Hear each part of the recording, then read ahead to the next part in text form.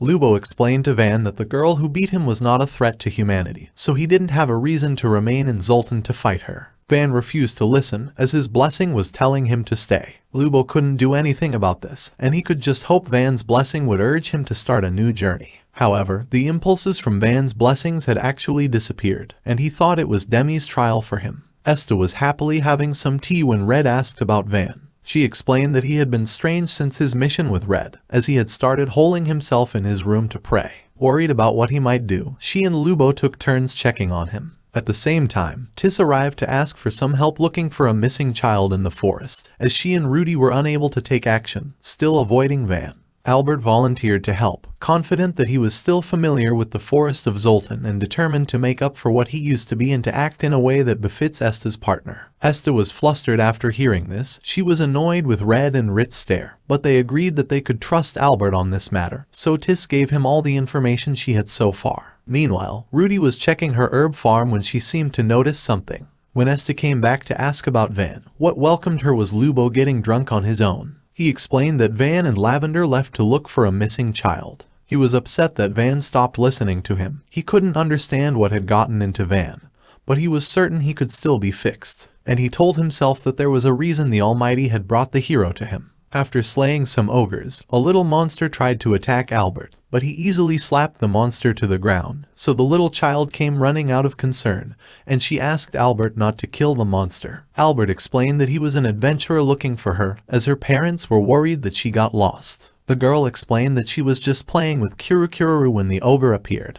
Kurukuru protected her against the ogre, but he and the other fays were terrified of something. At the same time, Van and Lavender arrived. Although Van was glad that the little girl was safe, Albert noticed that something was wrong, so he wanted to leave with the girl right away. However, Van declared that they had to slay Kurukuru first, stating that it had lured the little girl into the forest. Albert stopped him, explaining that Kurukuru was phase like Lavender, who was friendly to humans.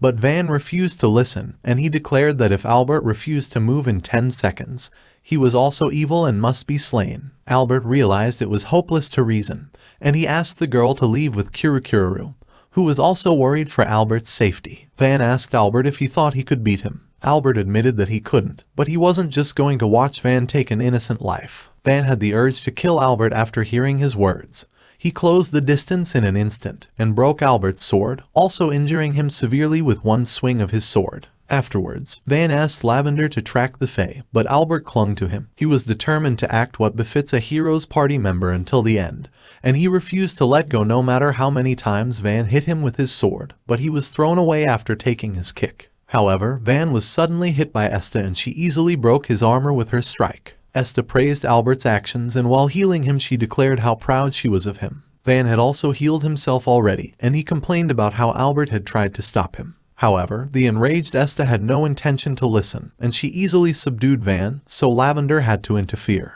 Esta provoked Lavender as she finally decided to fight in front of Van. Lavender declared how she hated Esta from the first time she had seen her, but while she was channeling her magic, a water archfey interfered. This enraged Lavender further, but the archfey just mocked her for using a cute fairy's appearance to hide her real self. Lavender wanted to kill the archfey, but a tree branch came out of nowhere and destroyed her body. Van saw that it was thrown by Rudy, while Lavender asked him to heal her. Afterwards, Van thought that Rudy was within his reach and that he would be capable of killing her soon. Kurukuru was worried, seeing that Albert was still unconscious, but Red assured him that Albert would wake up after getting enough rest, as he had pushed himself past his limits to hold back Van. He also praised Rudy for noticing what was going on. Rudy explained that she felt something dangerous in the air, and she also noticed that Van was out of control as he was confused that his blessing's impulses were getting repressed, which was similar to her experience. Red thought it was his fault, as he had tried to change Van's mentality, but Esta thought otherwise, as she thought it was her party's fault as they had spent the most time with Van.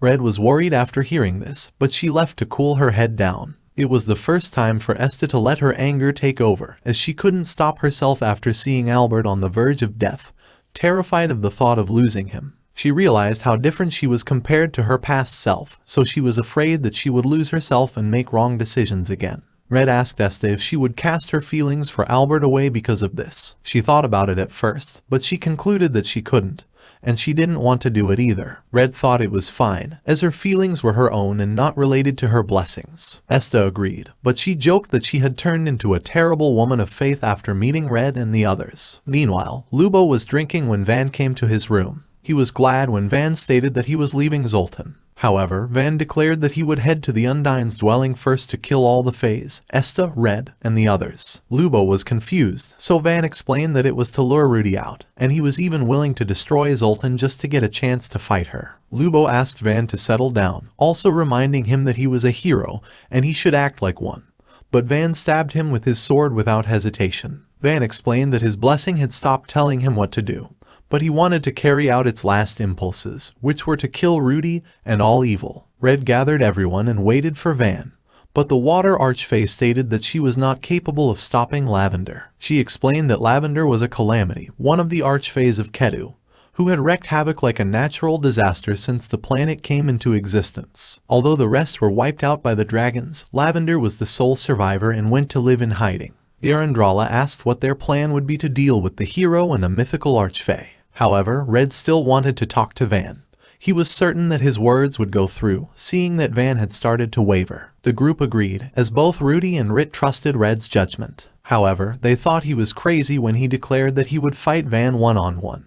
But Red was confident he would win, so they didn't stop him. The Archfey, Esta, and Yarandrala focused on minimizing the damage Lavender could cause, while Tiss and Mr. Crawley Wally would be defending the village. Van arrived shortly after, so Rudy gave Red an item while wishing him luck. Van immediately declared his desire to kill Rudy and go back to being a hero, so the Archfey, Esta, and Yarandrala immediately set up a barrier. Van finally recognized that Rudy was the hero, and he declared that it was Demi's will that he kill Rudy to inherit her powers and save the world. Red thought it was a stretch, as Van doesn't even know what to do anymore, and he could tell that Van had stopped feeling impulses from his blessings despite Van denying it. Van was surprised, but he declared how painful it was, as a hero was not supposed to waver. However, Rudy declared that it was similar for her, as she wavered over and over while fighting the demon army. She explained how she questioned her judgment after Red's departure from the heroes' party, and she even distanced herself from the people she could trust. But in the end, they were still present to help, and she realized it was when they truly became a party. Van refused to believe this. Red told him to stop running from his doubts, muster up his courage,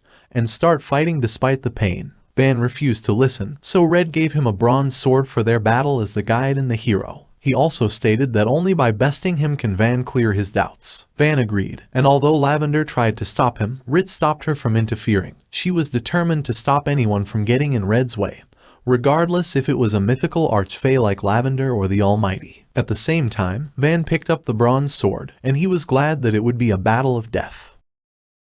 Thank you all for watching. Don't forget to drop a like if you enjoy this video, and please subscribe so you won't miss the next part. And just comment down any anime you want to see in this channel.